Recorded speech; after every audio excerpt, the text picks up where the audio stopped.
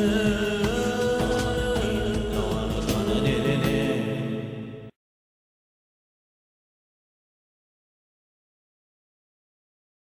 all of you, and thanks to all the dignitaries and diverse dignitaries in the audience, faculty members who've come from different parts of the country and perhaps from outside the country, and above all, the students. It's always a privilege to come to such august gathering, and more importantly, from my own personal perspective, to come and talk to students. My resume does highlight my work experience for the last 18, 19 years and gives you an impression that I've done a large part of my work in corporates, where yes, I have from an IT perspective, but there is a significant amount of time I have spent in academics in the earlier part of my career. About 7 to 8 years, where I used to teach at some of the management institutes of the country. So I have this natural affinity to come and talk to these students, and most people build their retirement plans in terms of financial savings. I'm trying to see if I can build a retirement plan around some venture in academics and go back and teach somewhere, someplace, some things. So that is basically to say that I really enjoy coming to such occasions and sharing a few ideas and thoughts that I may have. In February of this year, if some of you read The Economist magazine, which I think is an excellent periodical for each one of us to read. It's a thin book, but huge amount of material that it carries. It's not reader friendly because it's extremely hard to read, but it's an excellent source of what's happening in every sphere of life around the world. And this February issue had an article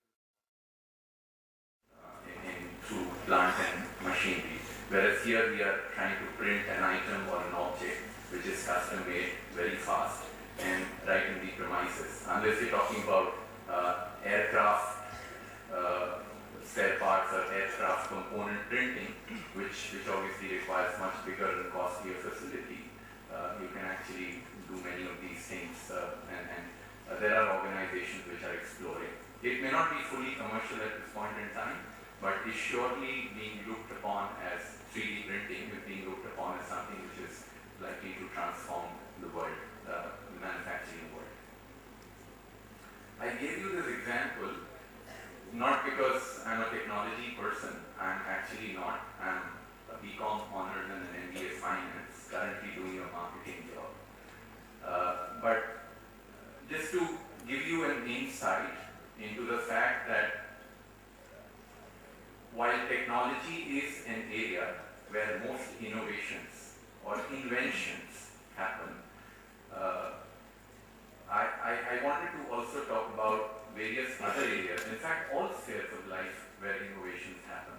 And I wanted this to be an example to lead into that sort of a discussion. Talking about slog overs, I've incidentally been a cricket player and cricket fan. And till my college, before I used to play cricket. I don't know how many of you watched the 1983 World Cup, but I'm assuming that 95% of the audience here must have watched the 2011 World Cup, because India was in the thick of things. So being Indian, I think, nationalism demanded that, even if you weren't a player or a fan, you would probably be watching cricket, and there was so much of enthusiasm around that you landed up watching cricket or knowing about cricket. Innovations happened in sports as well. If I remember 83 correctly, I'm not too sure, but if I remember 83 correctly, the ball used to be red, the dresses used to be white. Now the ball is red, the ball is white, and the dresses are red or other colors. So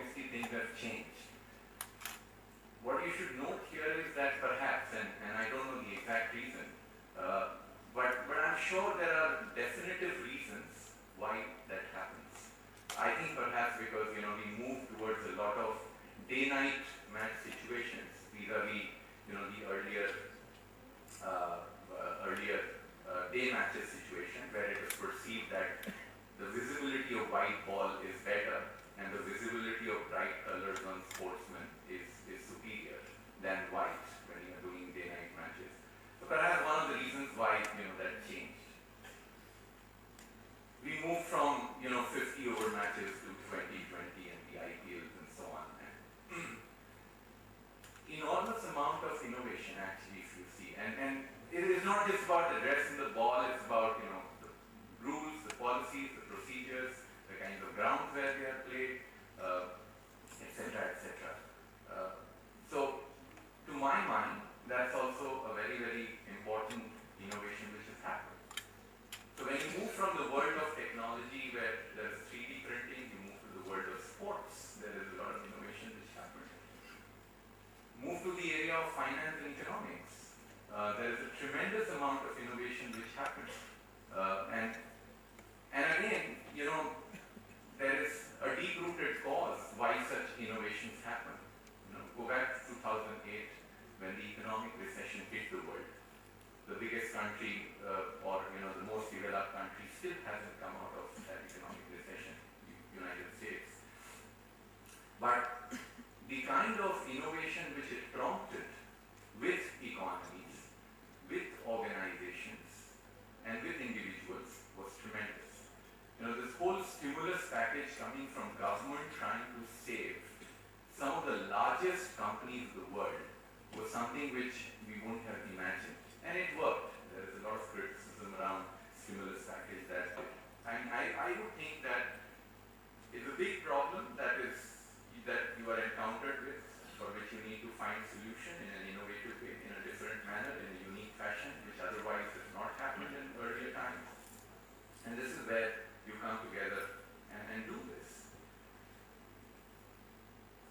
Similarly, in our country, when you look at this whole issue of infrastructure development, and development of infrastructure has been one of the key reasons why the country has been developing fast over the last 5, 8, 10 years. Notwithstanding how much complaint and grievances we may still have about the infrastructure development, there have been leaps and bounds of growth. And in remote parts of the country as well, I come from Bihar, and earlier when I used to be in Patna, that's a hunky-dory, that's all nice, a reasonably decent place to live. But the moment when you went out of that city, you land nowhere. You didn't have roads, you didn't have connectivity. And I'm not talking about all the other problems that most of us think of Bihar as. But you go there now, even remote parts of northern Bihar are very well connected to the capital. So a lot of this has been happening, and I think a financial model or a financial innovation has played a very, very important role, which is that of a public-private partnership, where government has accepted the participation of private organizations and private players and funding from them to help in infrastructure development. And there's actually a government-devoted website where you can go and see what are the public-private partnership models that are facilitated and what's the policy and the procedures. Innovation, again, I feel culture. I'm not a music, dance, culture person, but I have some sense of it, liking for it, some hobbies. Not that I can do that well, but want to pursue that well. Look at something like yoga. Okay. You go back, to the history of yoga, and you realize that it's really coming from the Vedic ages, which it does. But then it remained there, and then there are a lot of these people, a lot of these organizations which came in and they said that this is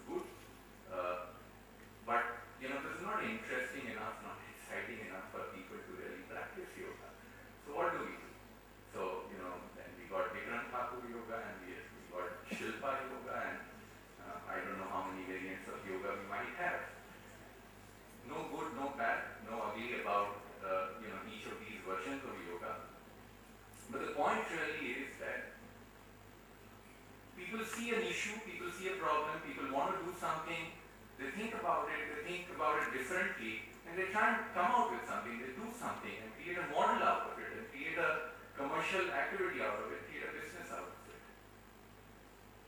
So, what would you reckon that to be as? I think it is about, creativity and innovation.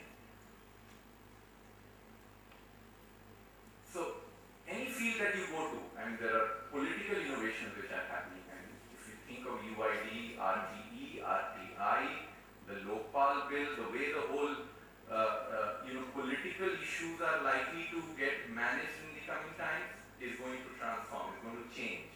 And the roots of that is in some issues and some problems and how that is going to happen.